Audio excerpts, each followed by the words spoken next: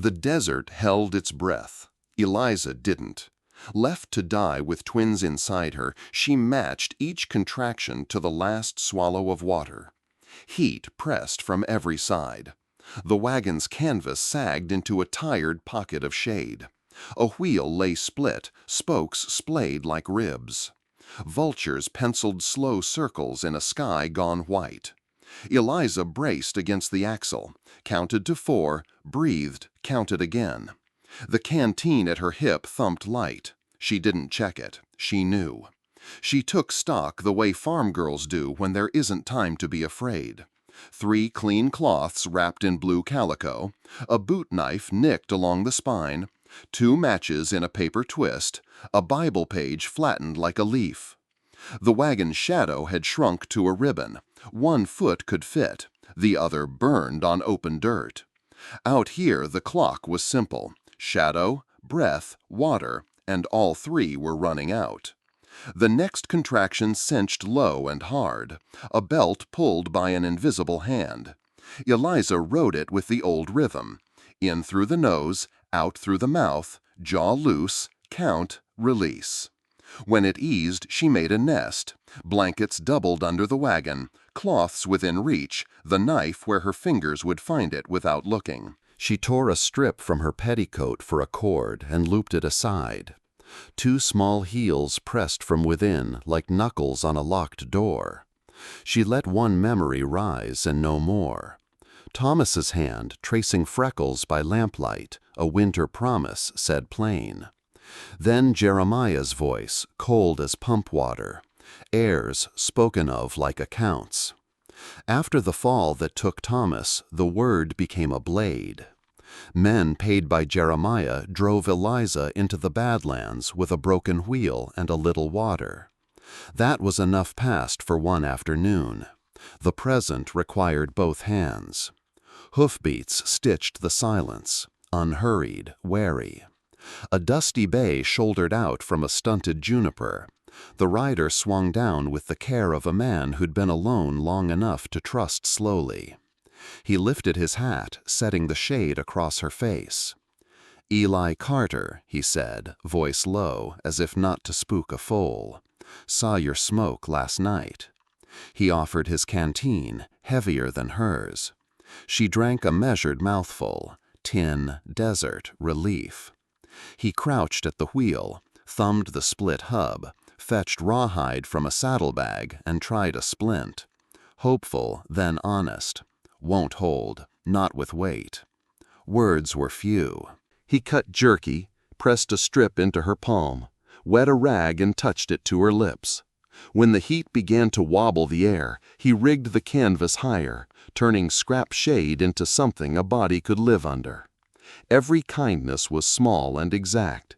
He asked no questions that make hurts worse.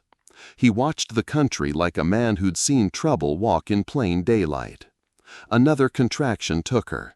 He gave her space and kept his eyes on the horizon. From a kitchen 2,000 miles and a lifetime away, her mother's hymn rose up, and with it a line clear as print. He heals the broken-hearted and binds up their wounds. Eli didn't quote scripture. He moved like it. Steady hands, no fuss. Eliza let the words sit in her chest, not as an answer, but as a stitch. The desert allowed no long prayers, only short ones you could finish between pains. The afternoon browned toward evening. Heat leaked off the stones. The air cooled the way deserts do when the sun remembers mercy.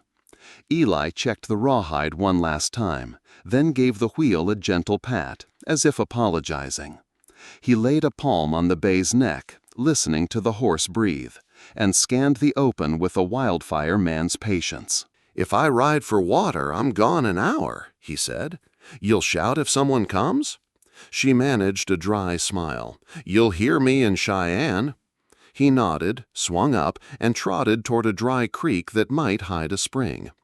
Eliza settled and counted, 10 breaths, then 10 more. Hand on the round of her belly where the twins shifted like fish in a net. The wagon's shadow thinned and bled away. The sky slid from white to pewter. A hush came that wasn't mercy, only a change of mask. Far off, the horizon lifted a dark seam that wavered, steadied, and became a single fact: a rider. Some salvations arrive like storms, seen first as a thin line on the rim of the world. The rider resolved out of heat haze and distance, a man sitting tall, hair in two dark braids, fringed buckskin dusted the color of the country. He reined in well short of the wagon and let her see his hands, open, empty. His horse blew softly, head low. "You hurt?" he asked at last, the words careful, as if borrowed. Eliza nodded once, breath breaking on a tightening that cinched her from spine to belly. He didn't step closer. He uncorked a rawhide water skin, set it on the sand between them, then backed his palm away so she could reach. When she drank, the water tasted clean and cold as shade. He touched his chest. "Chetang Luta," he said, then, in English, "Red Hawk." He tipped his chin at the broken wheel, at her belly, at the thinning shadow. Understanding was simple here. "Men leave you," he added, not as a question, but like noting weather. Eliza's jaw trembled. She made it still. "Yes," she said. The next contraction came like a tide that wouldn't be denied. She dropped to her knees under the wagon's edge and rode it with the old farm rhythm. Count, breathe, loosen the jaw. When it ebbed, she saw he'd turned his body away, eyes averted, giving privacy without leaving. A length of soft cloth appeared by her hand, his, clean and neatly folded. Hoofbeats returned from the west, quick and steady. Eli's bay shouldered into view. He took in the scene in one long glance: the braids, the rifle lashed across a saddle that hadn't been touched, the woman on her knees, and his hand went halfway to the butt of his Colt. "Easy," Eliza said, voice thin but level. He helped. The Lakota man lifted both palms higher, unmoving. Eli's fingers unhooked from the leather and fell. He slid down, nodded once to Red Hawk like one horseman to another, then stepped into the narrow shade and set his canteen by hers. "Spring's close," he said. "You weren't wrong to hope." Another hard wave took her. It didn't let go. The world narrowed to breath and heat and the grit of canvas under her palm.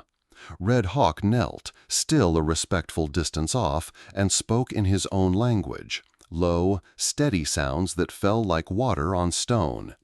Eli glanced to Eliza for permission. At her nod, he stripped his kerchief, washed his hands in a swallow of canteen water, and followed her instructions from 100 barn births ago. Time slipped its strap. The first boy came as the sun touched the rim of the country, lusty and loud, skin the color of a new dawn. Eli laughed and cried in the same breath, wiped him clean with Red Hawk's cloth, tied and wrapped him with the strip she'd torn. "Henry," she said, for the father she'd left in Pennsylvania. The second came harder, like a door that stuck and then, all at once, gave. He was smaller, pale as milk, his cry thin but true. Eliza gathered him against her, shook with relief so fierce it felt like its own kind of fever. "James," she whispered, Thomas's middle name braided into the boy's first gift. Eli worked quiet and competent, hands sure, face turned away when the work asked for modesty. Red Hawk's great shadow covered them all while the light failed. When it was done, he untied a broad wool sash from his own waist and in a handful of swift, clever motions made a sling that could cradle both babies high against his chest, their faces clear, their breathing clean. "Night come cold," Red Hawk said. "Coyotes, men maybe." His gaze touched the rocks, the sky, the far nothing that could hold a threat. "We go." Eliza tried to stand and nearly folded. Blood loss made the world tilt and flare. Eli caught her at the elbow, eased her up, and got her to the saddle with the tenderness of a man setting a lamp on a crowded shelf. Red Hawk settled the twins into the sling. They quieted as if the steady thump of his heart translated to a lullaby. He checked them once, twice, an uncle's concentration in a warrior's hands, then slung the water skins and the blue calico bundle she'd made ready. They moved at dusk, Eliza in the saddle, Eli walking just behind the bay's hip, Red Hawk on foot ahead, choosing ground with a tracker's eye. The heat let go in a rush, and the air turned knife cool. Stars began to punch through the thinning veil of day. Red Hawk sang under his breath, not words she knew, but the tune worked its way into her breathing and smoothed it. The little ones slept to the rhythm.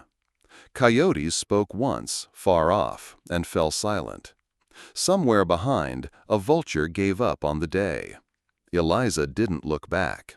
She kept her eyes on the slip of Red Hawk's shoulders, on the sling where two small lives rose and fell, on Eli's hand near the bridle where he could catch the bit if the bay stumbled. The desert had made its choice. So had she. By moonrise, 3 strangers moved as one, bound to a road that would not let them turn back. The village came into view as a scatter of lodges along a shallow bend of the creek, their poles black against the bruised blue dusk. Smoke from cooking fires drifted flat in the cooling air. Eli led the bay into the first ring of shadows, Red Hawk a step ahead with the twins bound high to his chest.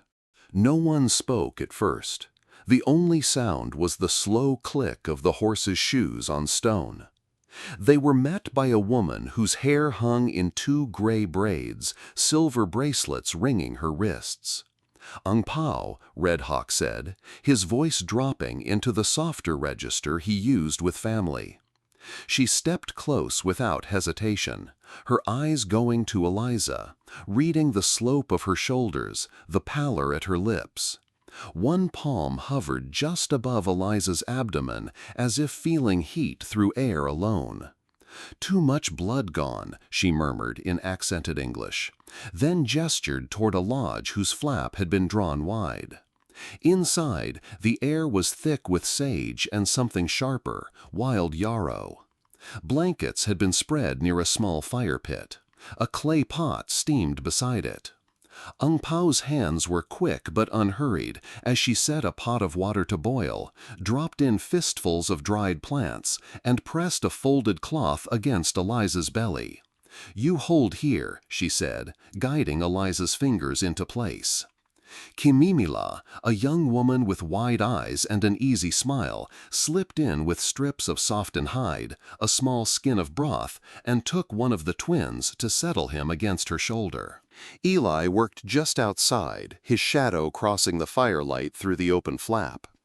She could hear him dragging poles, thudding stakes into earth, building an extra lean-to against the wind.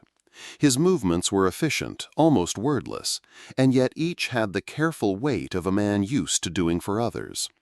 When he came in, it was only to set a pot of hot stones by the blankets, to nod once at Ang Pao before returning to whatever job was next.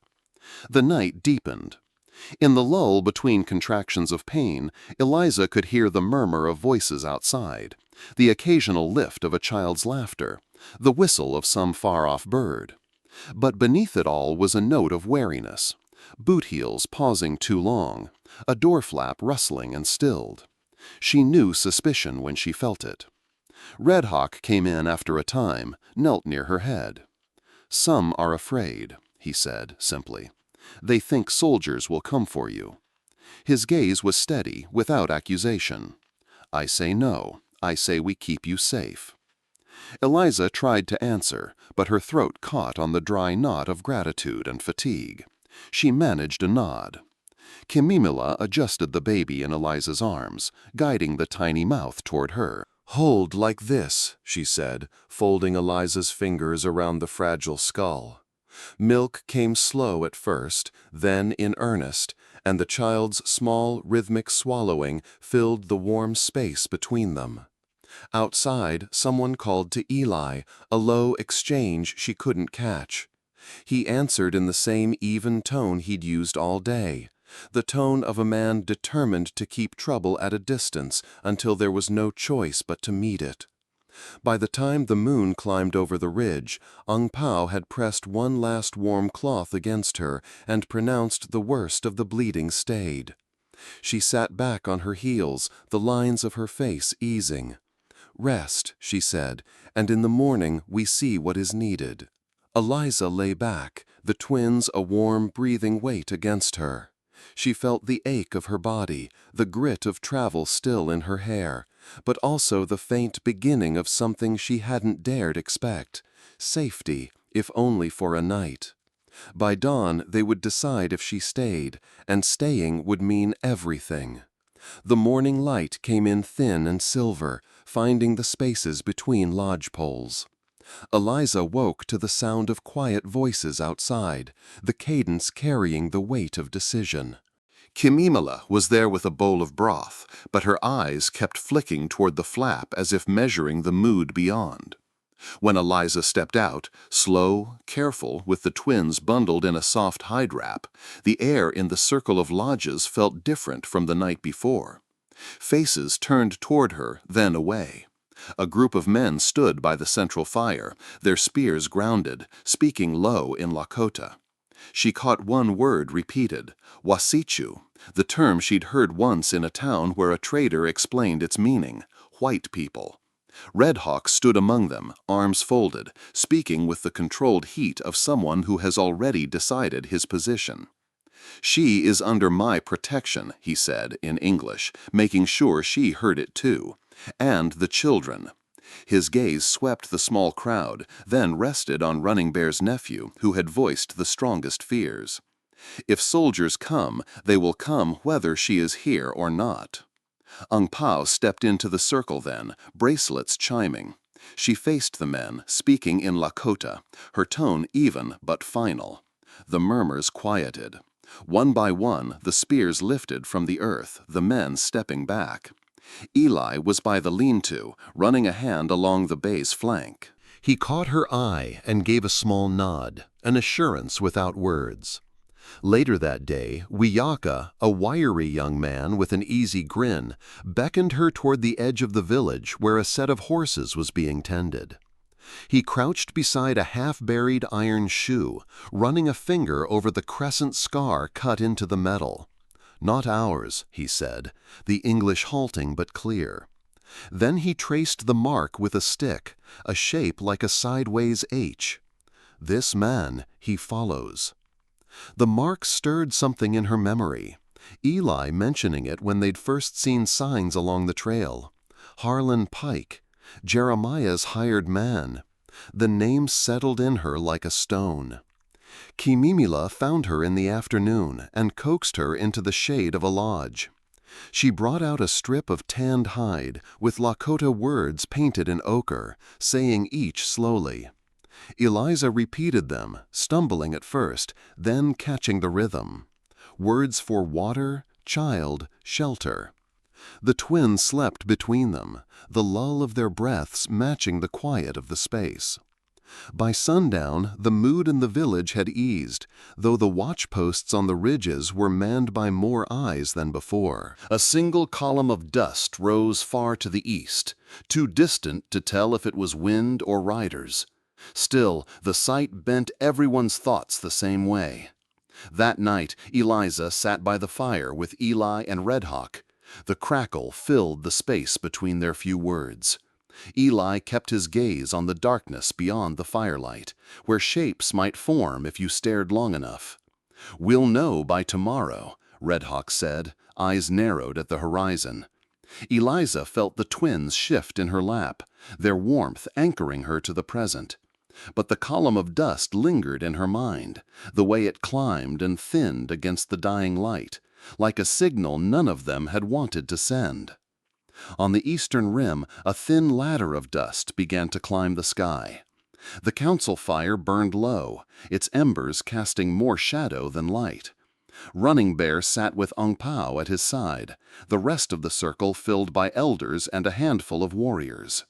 Red Hawk spoke first, his voice steady. "We move west, into the high ground. Women, children, those who can ride.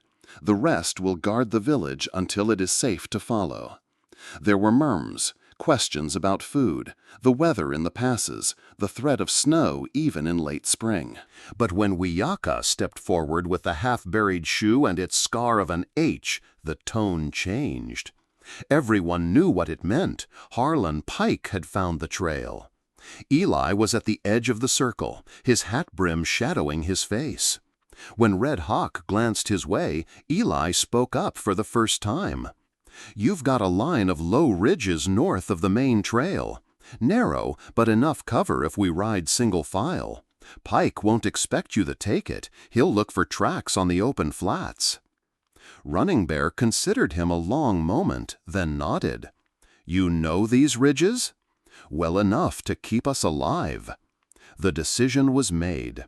Before dawn, the women began packing, the sound of hide bundles being tied tight carrying through the still air. Eliza swaddled the twins, tucking them into the wool sling Red Hawk had fashioned. She moved slower than the others, her body still weak, but every movement was deliberate. By first light, the column formed. 3 women with infants, 2 older children riding double, Eli walking behind Eliza's mount, Red Hawk ranging ahead. The ridges loomed in the west, their dark shapes like the backs of sleeping animals. They moved in silence, except for the creak of leather and the muffled snort of horses. Twice Red Hawk paused, raising a hand for stillness. The first time it was only a jackrabbit breaking cover. The second, Eli crouched low, fingers brushing the sandy soil at the base of the ridge. "Fresh," he said quietly, looking back to Red Hawk. He didn't have to explain. The shoe print was sharp-edged, the scarred H cut clean in the iron. Whoever it belonged to had passed within hours. Red Hawk scanned the horizon, nostrils flaring as if scenting danger. "We changed the trail." They veered sharply north, leaving the main path to climb a rocky slope where hooves struck sparks against stone. Eliza clung to the saddle horn, feeling each jolt in her bones. The twins stirred and whimpered, their small voices carrying farther than she liked. Eli dropped back to ride behind her. "Keep them close to your heart," he said quietly, his tone not unkind. "It muffles the sound." He adjusted the blanket over them without asking, his hands quick and sure. By midday, the wind had risen, pulling at cloaks and stirring grit into the air. The ridges closed in tighter, the ground underfoot a mix of loose shale on stubborn grass. It was harder going, but it left fewer signs for anyone to follow. When they stopped to water the horses at a trickle of meltwater, Eliza noticed Red Hawk studying the ridgeline they'd left behind. His shoulders eased slightly, but his eyes stayed sharp. The mountains were ahead now, their snowcaps catching the sun. Between here and there lay more hard miles, but every step west was a step away from Pike's shadow. Behind them, 3 clean tracks refused to disappear. The ridge narrowed into a spine of rock where the wind never seemed to rest. On one side, the slope fell away into a ravine choked with scrub. On the other, the ground dropped sheer into shadow. Hooves rang sharp against stone, the sound too loud in Eliza's ears. The twins had been quiet most of the morning, lulled by the slow sway of the saddle. But as the wind knifed over the pass, their small bodies stirred against her. And then the first thin wail broke free. She tightened her hold, rocking gently. But the second cry was louder, sharper, carried far in the brittle air. Red Hawk reined in just ahead, his expression unreadable. He swung down, came to her side, and from the pouch at his belt brought out a small wrapped bundle of dried leaves and resin. Ang Pao eased her horse closer, speaking low. "It is safe if the measure is small," she said in careful English. "We'll let them sleep, no hurt, but choice is yours." Eliza looked down at the twins, their faces flushed with cold and effort. The thought of anything in their tiny bodies that she could not undo set her heart racing. And yet she could feel eyes on her from the line behind, eyes that weighed every sound against the risk it might bring. She nodded once. "A small measure," she said. Ang Pao crushed a leaf between her fingers, releasing a bitter scent that caught in the back of the throat. She dipped it in water, touched it to the inside of each infant's cheek. Within minutes, their cries ebbed, replaced by the deep, even breathing of sleep. The column moved on, slower now for the treacherous footing. Eli dropped back to walk beside her stirrup. "You did what you had to," he said, eyes forward. "It won't hurt them." His tone carried something else, too, recognition, maybe even respect. When they reached a small shelf where the path widened, Red Hawk called a halt. The warriors fanned out to scan the approaches, their silhouettes cut sharp against the sky. Eliza leaned into the saddle horn, letting the wind comb her hair, grateful for the pause. It was then that Red Hawk spoke, his voice pitched so only she and Eli could hear. "Jeremiah does not want them dead," he said, his chin indicating the twins. "He wants them for himself. He will claim them as heirs, his way to own the land and the herds when they are grown." The truth landed heavy, like the shift of weight in a saddle before a fall. Eliza saw it then. Every kindness from Jeremiah had been calculated. Every word to Thomas edged toward this moment. Killing her would have been simple. Taking her children was the real prize. Her hands tightened on the reins. "Then we can't just keep ahead of him," she said quietly. "We have to disappear." Red Hawk's gaze was steady. "And we will." "There is a path yet." His voice softened, almost like a benediction. "For I know the plans I have for you, declares the Lord. Plans to prosper you and not to harm you. Plans to give you a future and a hope." The words warmed her more than the sun on her back. Below them, a lone whinny rose from the dark, closer than it should have been. The trail bent west around a shoulder of rock and dropped without warning into green. Eliza blinked against the sudden shift. After days of brown ridges and parched stone, the hidden valley below looked like a promise kept. Pines lined the upper slopes, their needles spilling scent into the breeze. A stream spilled silver down the center, feeding a string of pools that steamed faintly in the cool air. The column broke into a looser line as they descended. Horses lifted their heads, ears flicking toward the sound of water. Eliza felt the twins stir in their sling, their breaths warming her collarbone.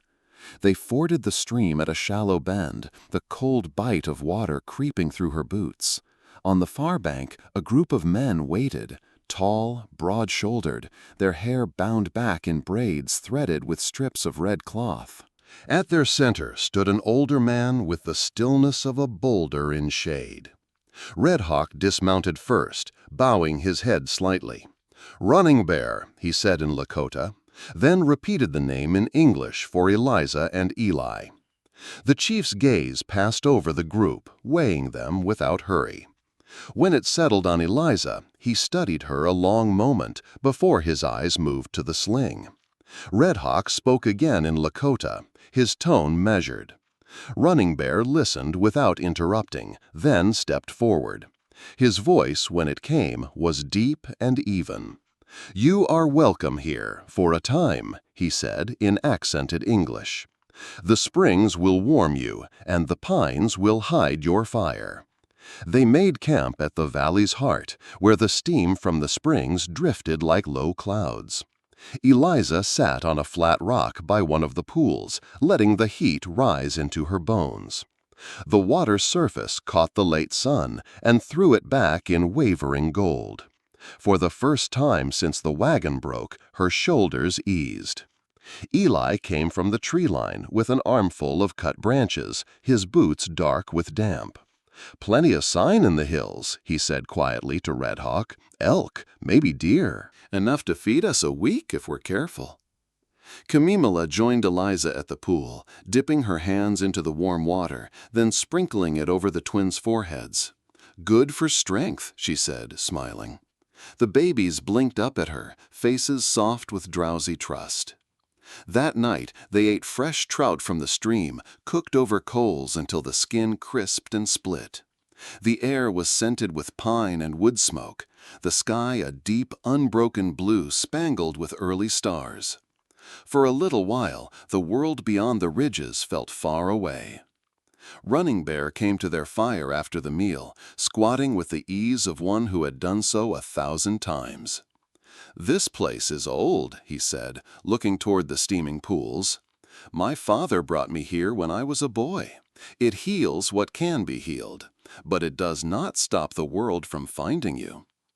His words settled into the silence that followed. Eliza glanced at Eli, who was staring into the flames, jaw set. "We'll be ready," Eli said. Running Bear nodded once, his eyes on the firelight flickering against the rock. "Then rest while you can." He rose and moved away, his steps soundless on the pine needles. The springs hissed in the dark, steady as breath. But beyond the valley walls, the mountains kept their own counsel. The morning of the naming dawned clear, the air smelling of resin and wood smoke. In the center of the valley, the people had gathered in a wide ring, the steam from the nearby springs drifting through like pale banners. Drums spoke in a slow, steady heartbeat, the sound settling into Eliza's chest. Red Hawk came to her side, his buckskin shirt brushed clean, his hair tied with a strip of red cloth. "Today they are not only yours," he said, glancing at the twins bundled in the sling. "They are of this place." Ung Pao took Henry first, holding him high so the light touched his face. She spoke in Lakota, the words flowing like the stream behind her, then in English for Eliza's sake. "This boy will be called Wanbli Gleska, Spotted Eagle, swift and watchful." She handed him back, her bracelets chiming softly. Kimimila stepped forward for James, her smile as warm as the morning sun. "Wichahapi Hinghan, star owl, who sees in darkness and carries light." The crowd's murmur was low but full, an assent that seemed to wrap around Eliza as surely as the blanket on her shoulders. For a moment she let herself believe they could stay here, that the valley's green walls were enough to keep the world at bay. Eli stood at the edge of the gathering, his hat in his hands. When her eyes found him, he gave a short nod, a flicker of something in his expression that might have been pride. He'd helped see them this far, and she could feel in her bones that counted for more than he would ever say aloud. After the drums quieted, people came forward in ones and twos to lay small gifts at her feet.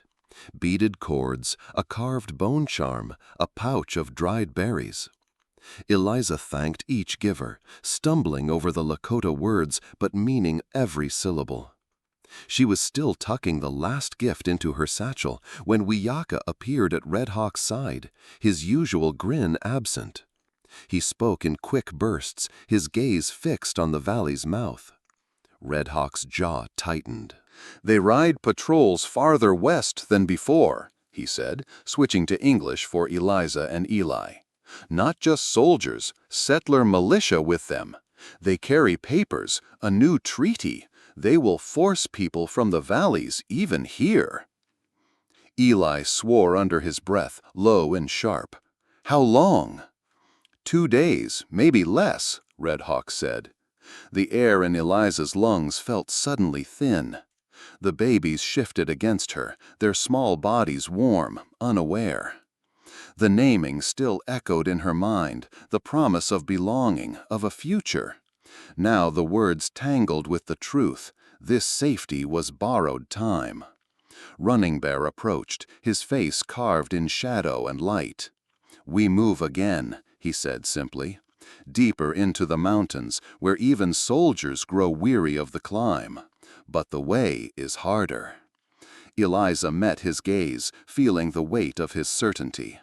"Then we make ready," she said, surprising herself with the steadiness in her voice. The chief's eyes softened a fraction. "Your children will grow knowing both names," he said. "That is how they will keep both worlds." As the people broke apart to prepare, the valley seemed to shift, not a sanctuary now, but a staging ground. Fires burned hotter, packs were tied tighter, and the steam from the springs rose into a sky already leaning toward change. By nightfall, the drums had been replaced by the creak of leather and the clink of harness. Above, the stars watched in their endless silence, as if they knew the trail ahead and would not tell. The warning came in a whisper of hoofbeats over stone. Wiaka slid down from the ridge, breath clouding, rain scent in his hair. 3 riders, he told Red Hawk, one with a scar at the mouth. Eliza felt her chest tighten. Harlan Pike. Running Bear didn't waste time. Women and children to the cave, he ordered in Lakota. His voice cut clean through the cold air. Warriors moved without sound, scattering into the folds of rock and shadowed pines. Red Hawk turned to Eli. "You keep with her," he said, jerking his chin toward Eliza and the sling strapped tight against her. Eli's nod was a single motion. His hand went to the rifle at his side. The smell of rain was heavier now, metallic, promising more than just a drizzle. High above, clouds pressed low, bruised with purple. The mountains seemed to lean inward, the pass narrowing until it was nothing more than a throat waiting to close. Eliza followed Ang Pao and the others toward the cave's mouth, but stopped short. The darkness inside promised safety, but her feet rooted to the mud. "I'm not hiding," she said, the words surprising even herself. Eli stepped closer, his coat brushing her arm. "Then stay behind me," he said, voice even. Red Hawk's gaze flicked between them, then up toward the ridge. With a quick signal, 2 fingers forward, he placed 2 archers on the ledge above the trail, bows already strung and waxed against the coming wet. In the distance, the rhythm of hoofbeats shifted. The riders had begun their climb toward the pass. The sound carried strange in the damp air, each strike of iron on stone sounding closer than it should. Elo shifted his stance, keeping Eliza to his left, where his coat could shield the sling from the first splash of rain. The twins stirred, one giving a soft cry. Eliza hushed them with a touch, her fingers trembling not from fear, but from something sharper, resolve. A gust rattled the pine needles overhead. Somewhere beyond the bend, a horse snorted. Eliza lifted her eyes to the ridge. Warriors crouched like part of the stone, motionless but coiled. The smell of damp earth filled her lungs. The first drop landed on the back of her hand, cold and sure. When she looked up again, the riders were cresting the ridge. The sky broke open as the riders came into view. Rain fell in clean, slanting sheets, darkening the dust into mud. The sound swallowed hoofbeats, but the figures still loomed. 3 men, soaked hats low, rifles slung in wet leather. Harlan Pike reined in first. The rain traced the scar that pulled at the corner of his mouth, making his half-smile look more like a wound.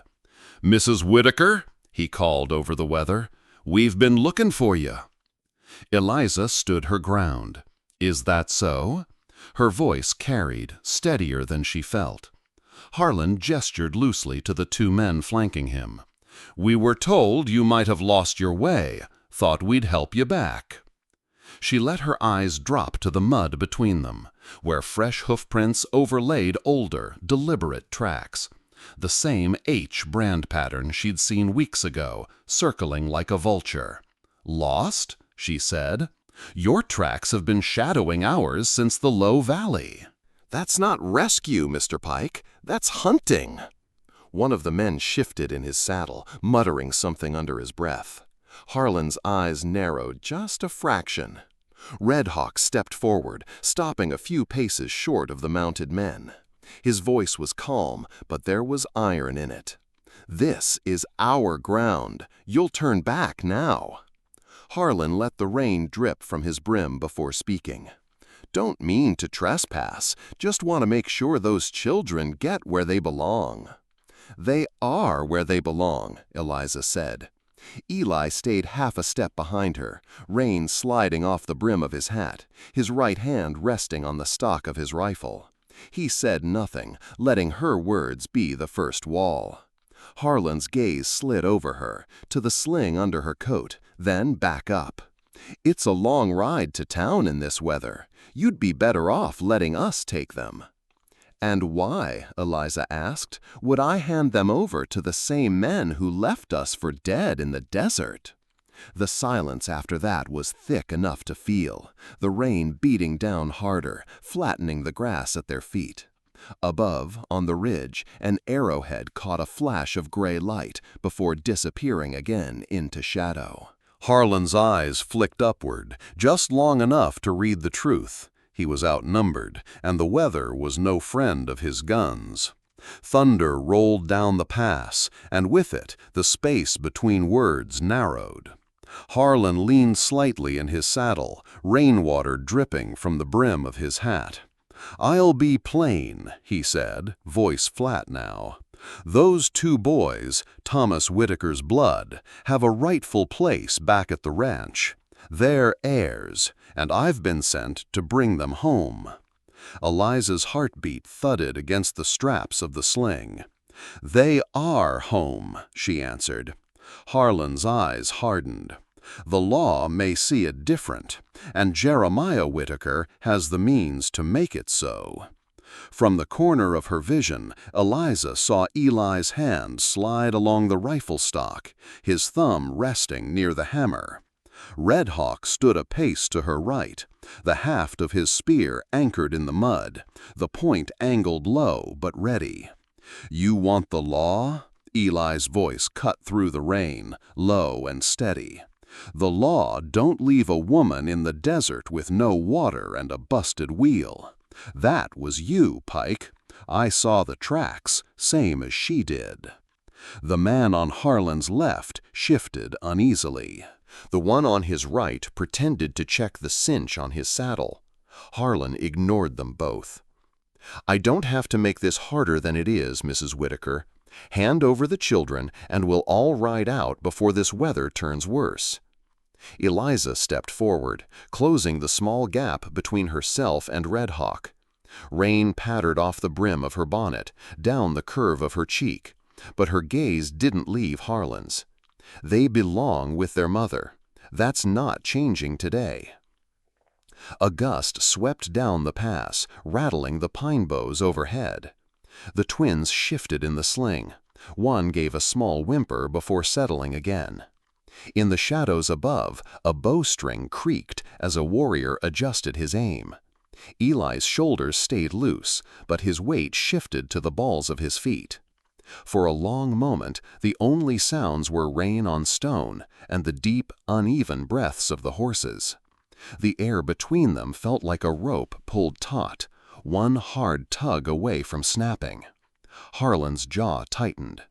"You know this isn't the end." Eliza didn't answer. She didn't need to. She had already chosen where she would stand, and she wasn't moving. She chose to be seen, and she did not blink. The rain eased to a mist, soft enough that Eliza could see the steam rising from the horse's flanks. She drew a slow breath, feeling the beat of the twins against her ribs. Every instinct told her to shield them, to shrink back into the line of warriors, but something deeper rooted her to the ground. Her mind caught on a verse her mother used to murmur when storms rattled the shutters at night. "Even though I walk through the valley of the shadow of death, I will fear no evil, for you are with me." The words rose unbidden, steadying her spine as if someone had pressed a hand there. She stepped forward, past Red Hawk's shoulder, until the rain fell full on her face. "You can tell Jeremiah Whitaker," she said, voice cutting through the damp air, "that his wish came true. My children and I died in the desert, buried under the sand he left us in." Harlan blinked just once, and she saw the flicker, the quick recalculation in his eyes. "You won't find us again," she went on.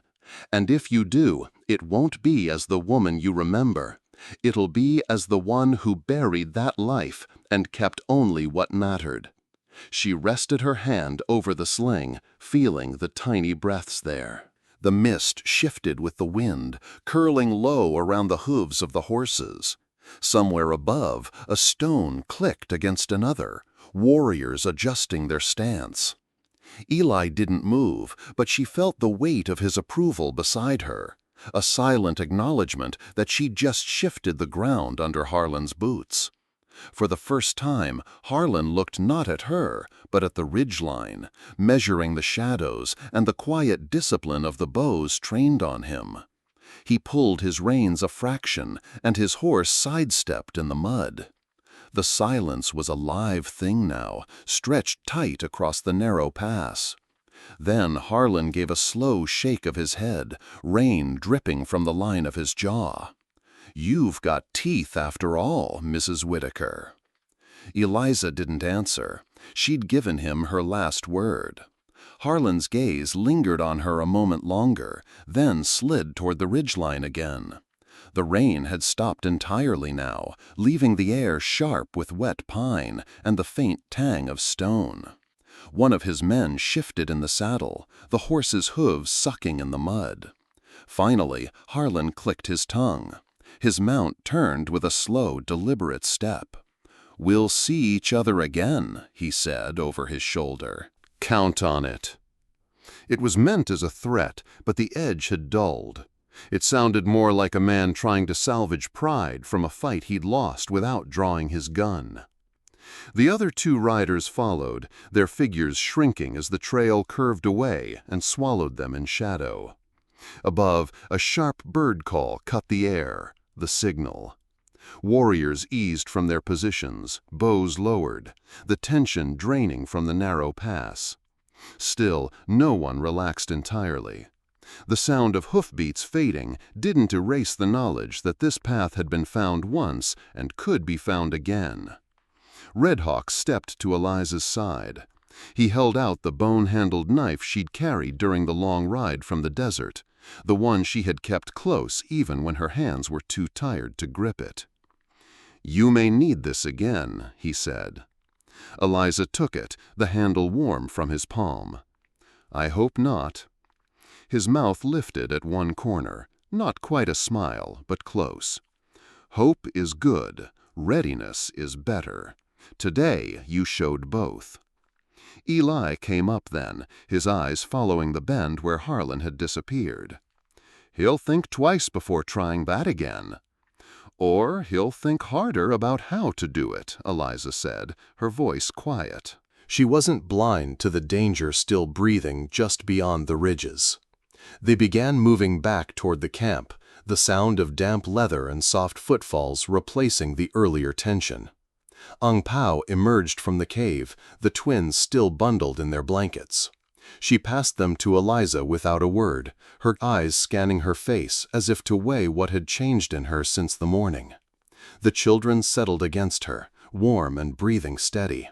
For now, that was enough. Above them, the clouds had begun to break, showing slivers of pale sky. But the valley felt different, less like a shelter, more like a place you pass through on your way to somewhere harder to find. By nightfall, the valley was alive with the scent of burning pine. The fire at the center of camp hissed as rainwater steamed off the logs, but the flames held, stubborn and bright. Around it, the people gathered in a loose ring, their faces shifting between shadow and gold. The warriors had stacked their bows and spears nearby, close enough to reach in a heartbeat. Even in this moment of rest, no one forgot the bend in the trail where Harlan Pike had appeared. Ung Pao passed Eliza a bowl of stew, rich with the taste of root vegetables and a hint of wild onion. Eli sat on the far side of the fire with Red Hawk, speaking in low tones. The rancher's weathered hat rested in his lap, turning slowly in his hands. When their talk ended, Eli came to stand beside her. "Told him I'd ride with you from here on out," he said simply. Eliza looked up at him, searching for the weight behind the words. "That's not a small thing to promise." "No," he agreed. But I've made smaller promises in my life and kept fewer than I should have. This one I'll keep." Red Hawk crossed the circle then, the firelight deepening the shadows on his face. In his hands was a strip of leather threaded with a single eagle feather. He held it out to her. "Among us, this is given to those who stand in the open when they could have stayed hidden." Her fingers closed over the leather. It was lighter than it looked. "I didn't stand alone," she said. "You stood first," he replied. The ring of people seemed to draw a little tighter them, not in defense, but in recognition. Kimimila brought the twins from the women's tent, laying them gently in Eliza's lap. They stirred only briefly before sinking back into sleep, the steady rhythm of their breathing matching the crackle of the fire. Somewhere in the circle, Running Bear spoke. His voice was low but carried, each word deliberate. "At first light, we leave the springs. 3 days north into the higher valleys. The road will be harder, but it will be ours." No one argued. The decision had already been made in the space left behind by the hoofprints on the pass. Eliza looked into the flames, feeling the heat on her face and the leather strip in her hand. They would leave this place, just as they had left so many before, but this time they would leave together. Dawn came quietly, without the fanfare of bird call or wind, just a slow brightening of the sky, the black ridges blushing to gray, then to gold. The last embers of the night fire glowed in their bed of ash, sending up the faintest ribbons of smoke. Around camp, the day's first movements began. Kimimala crouched beside a pair of toddlers, showing them how to knot their blankets tight against the morning chill. Wiaka sat on a low rock, a half-circle of boys around him, his hands shaping the antlers of a great elk as he spun the story of the first hunt. The boys leaned in, eyes round, catching the rhythm of words older than their grandfathers. Eliza stood for a long moment watching them. The twins stirred in her sling, their small breaths warm against her chest. These stories, these simple morning rituals, were more than the way a day began. They were threads binding one life to another, weaving past into present. In the town she had left behind, people lived behind shutters and doors, but they did not share their mornings like this. Here, memory was not stored away. It was carried forward, worn in the open. She turned toward the edge of camp, where Chief Running Bear stood, the rising light brushing the silver in his braids. His stance was easy, but there was weight in the way he looked at her, the kind of patience that waits for a choice to be spoken. A few paces away, Eli shifted his bedroll on one shoulder. He didn't speak, didn't press, just watched her with the calm of a man ready to follow her lead. Running Bear's voice was steady. "2 roads," he said. "One back toward the town, the law, the fences you knew. One north with us to valleys where the rivers run clean and the sky stays wide." Eliza lowered her gaze to the twins. One opened his eyes briefly, blinking at the light. The other curled deeper into the sling, a fist pressed to his cheek. Spotted Eagle and Morning Star, names born of this place, this people. She felt Eli's presence beside her like a steadying hand, though he hadn't moved an inch closer. For a heartbeat, her mind slipped back, dust in her throat, the wheel breaking under the weight of all she'd tried to carry, the long night she'd thought would be her last. Then forward, to the circle of firelight on Red Hawk's face, the knife returned to her hand, the way the people had drawn around her, not to close her in, but to keep danger out. When she met Running Bear's eyes again, the words came without struggle. "I go with you." The chief nodded once, as if the answer had been waiting there all along. "Then we leave at first sun." Eli stepped to her side, bedroll now resting in the crook of his arm. He gave her a small, firm nod. No congratulations, no surprise, just the acknowledgement of a decision already understood. Around them, the camp began to hum with departure. Packs were tied, ponies led from their lines. Quiet calls passed between those pairing loads for the journey. Kimimila caught Eliza's eye and gave a brief smile before lifting a basket onto her hip. Wiyaka's story ended with a flourish, the boys scattering to fetch their own bundles. The sun tipped over the ridge, spilling light across the valley floor. It caught on the leather straps, the iron of bits and stirrups, the dark shine of braids, anointing the day ahead. Eliza adjusted the sling at her chest, feeling the twins shift against her. For the first time since the Badlands, the road before her did not feel like escape. It felt like arrival. The camp moved with a quiet efficiency born of many such departures. Horses were saddled, bundles lifted into panniers, leather straps tightened with quick tugs. Children clung to mothers or older siblings until called forward to walk in their place. The air smelled of pine smoke and damp earth, sharpened by the chill that still lingered before full morning. Eliza stood near the fire's remains, rocking the twins gently. Across the clearing, Red Hawk tightened the cinch on his horse, his eyes flicking now and then toward the eastern ridge. Eli checked the line of his rifle and then, almost as an afterthought, pulled the brim of his hat low against the rising sun. Grandmother Ang Pao approached, her step unhurried. She laid a hand on Eliza's arm, her eyes warm and unwavering. When you walk into the unknown, do not walk with fear. Faith makes the ground sure beneath you. She pressed a small pouch of dried herbs into Eliza's palm, closing her fingers around it. For the road, and for the nights when the wind tries to tell you you're alone. Eliza's gaze drifted to the far line of peaks, deep blue in the distance, jagged against the brightening sky. She drew a breath, holding her children close, and the words came to her like a steady heartbeat.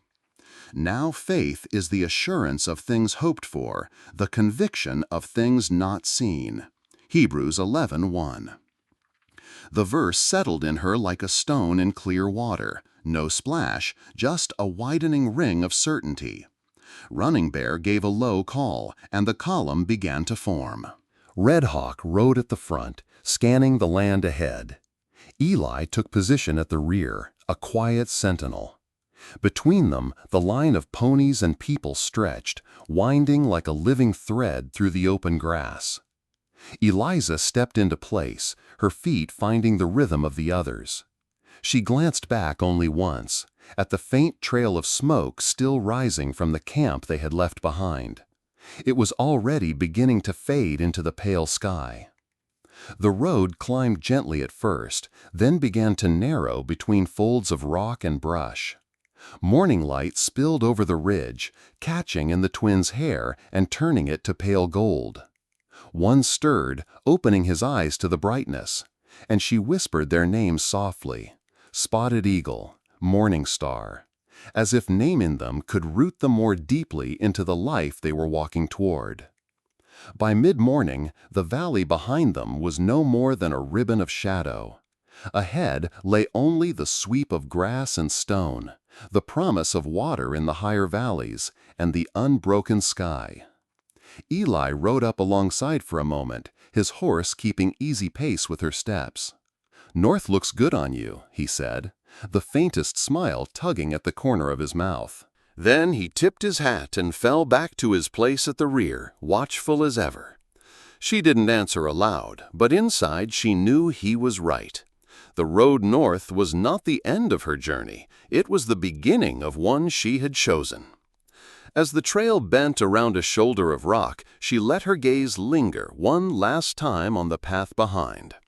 The dust of their passing rose faintly, then drifted away, leaving nothing to mark where they had been.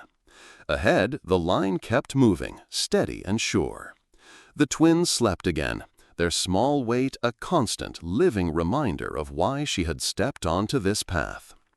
Eliza adjusted the sling and set her eyes on the horizon. "One day at a time," she murmured, and the road carried them on. In their footsteps linger the echoes of courage, love, and faith, the very heart of the true Wild West stories. These are not just tales of dust and danger, but of people finding light in the harshest lands. If this journey stirred something in you, share it, keep it alive, and walk with us into the next story.